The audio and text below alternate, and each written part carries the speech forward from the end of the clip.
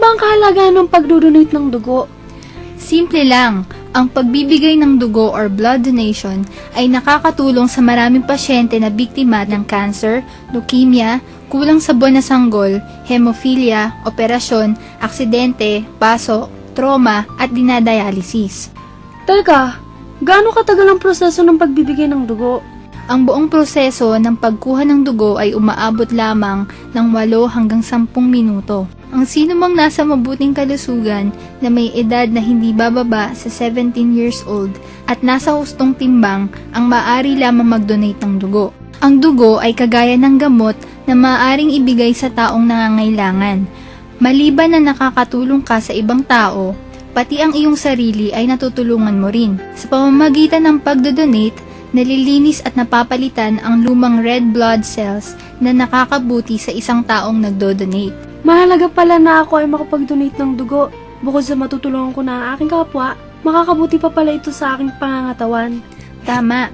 Kaya panahon na po upang makatulong tayo sa ating kapwa na nangangailangan. Inaanyayahan po namin kayong lahat sa ating gaganaping bloodletting.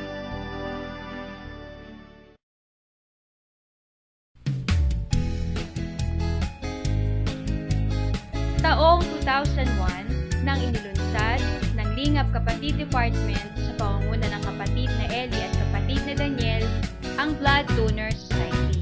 Layunin nito na matugunan ang malaking pangangailangan ng dugo ng ating mga kapatid at ating mga kapwa-tao.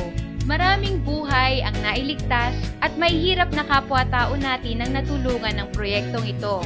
Dahil dito ay tumanggap ng pagkilala at parangal ang programang Ang Dating Daan mula sa Philippine National Red Cross dahil sa palagian at walang sawang pagsuporta sa kanilang adhikain. Nagpapasalamat ang Blood Donor Society sa Diyos at sa lahat ng mga taong patuloy na sumusuporta sa gawain ito. Sa pakikipagtulungan ng Kabalikat sa Pamamahayag International ay maglulunsad muli ng mass blood donation sa mga sumusunod na dako. Sa May 20 ay gaganapin sa Arayata Complex, Tanza, Cavite. Sa May 23 ay sa ADOS 2 Coordinating Center, Molino 2, Bacoor, Cavite. At sa May 27 ay sa Malagasang Covered Court, Malagasang, Imus, Cavite. Mula alas 9 ng umaga hanggang alas 4 ng hapon. Minsan pa, inaanyayahan namin kayong makibahagi sa gampaning ito. Magkita-kita po tayo!